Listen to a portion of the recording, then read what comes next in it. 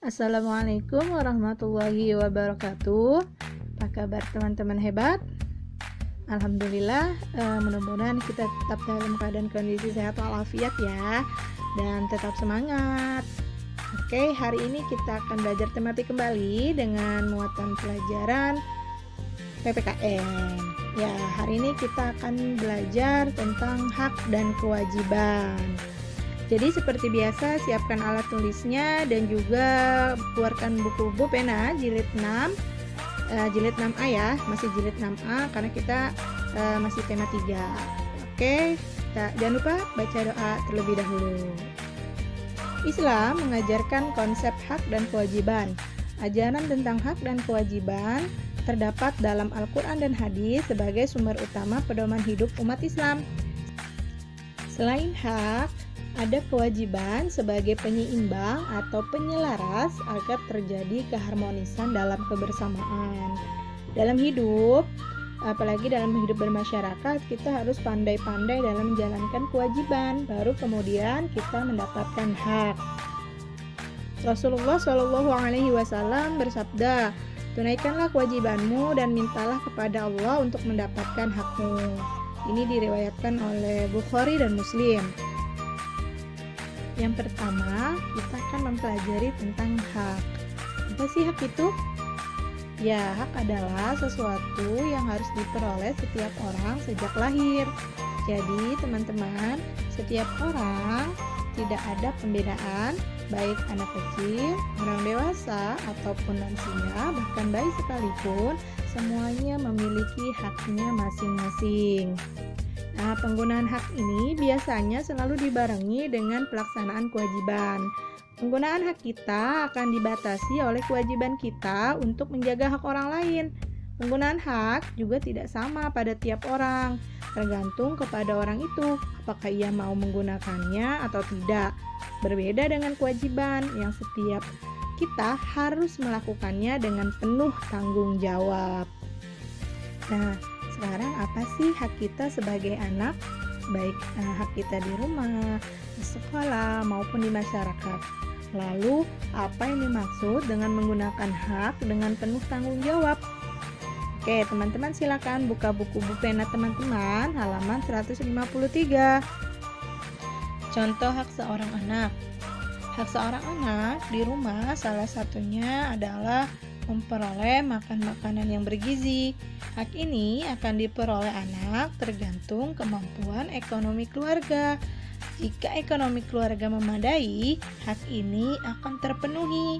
Tapi, jika ekonomi keluarga belum memadai, maka kemungkinan hak memperoleh makan makanan yang bergizi ini baru bisa sedikit terpenuhi. Selanjutnya adalah hak anak di sekolah, yaitu memperoleh pengajaran dari guru. Hak ini dipengaruhi oleh waktu belajar, dan selanjutnya adalah hak di masyarakat. Contohnya bermain di lingkungan yang bersih.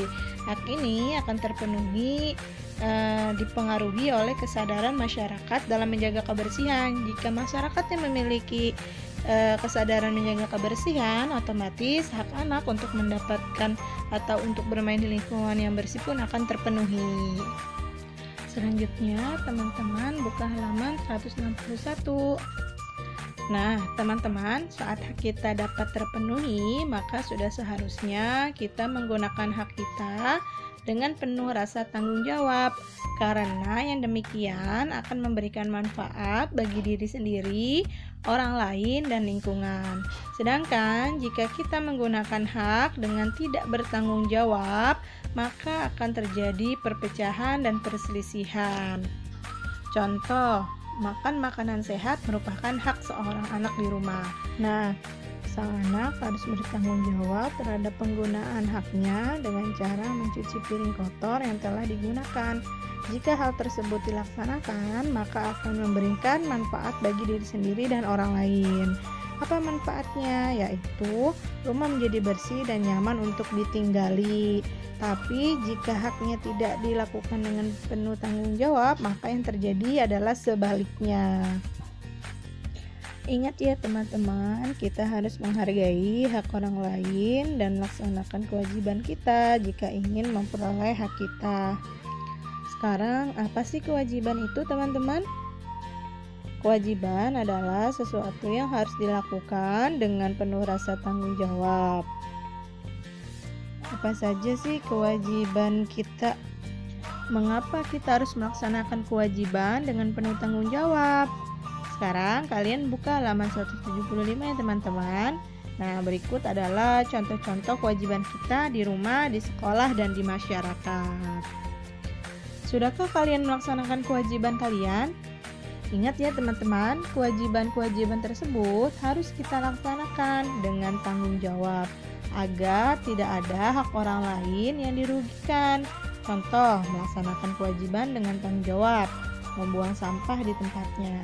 Nah, ini merupakan kewajiban kita. Jika dilaksanakan dengan tanggung jawab, maka hak orang lain untuk dapat menikmati kebersihan terpenuhi. Teman-teman, silakan buka halaman 181. Sama seperti hak, kewajiban yang dilaksanakan dengan tanggung jawab pasti memiliki manfaat. Salah satunya dapat dipercayai oleh orang lain. Apa saja sih manfaat dan akibat jika kita melaksanakan ataupun tidak melaksanakan kewajiban? Teman-teman boleh buka di halaman 187. Contoh misalnya kewajiban merapikan mainan setelah bermain. Nah, ini akan memiliki manfaat jika kita laksanakan. Manfaatnya adalah mainan lebih awet dan rumah tetap rapi. Sedangkan akibatnya jika kita tidak melaksanakan kewajiban tersebut, maka yang terjadi adalah mainan mudah rusak dan rumah jadi berantakan. Beberapa contohnya bisa teman-teman lihat di halaman 198, 206, dan 212 tentang pelaksanaan hak dan kewajiban. Ingat ya teman-teman, hak dan kewajiban selalu beriringan. Kedua-duanya harus dilaksanakan. Seperti saat berjalan, jika kaki kanan melangkah, kaki kiri pun pasti ikut melangkah. Mudah-mudahan penjelasan ini dapat dipahami ya teman-teman. Baik teman-teman, tugas teman-teman untuk hari ini Senin 28 September 2020. Perhatikan dan dengarkan, kemudian teman-teman silakan salin ke buku tulis teman-teman ya. Salman mengikuti lomba cerdas cermat. Ia berhasil menjadi juara kedua. Meskipun belum berhasil menjadi juara pertama, Salman tetap gembira karena Salman mendapatkan hadiah sepeda. Salman ingin ikut lagi lomba tahun depan dan berjanji akan mendapatkan juara pertama. Pertanyaannya adalah: 1. Apa hak dan kewajiban Salman? Nomor 2. Apa akibat jika Salman tidak melaksanakan kewajiban tersebut dengan tanggung jawab?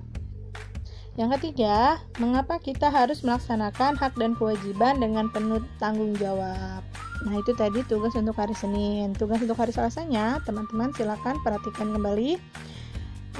Salah satu kewajiban seorang anak di rumah adalah menghormati dan menyayangi kedua orang tua.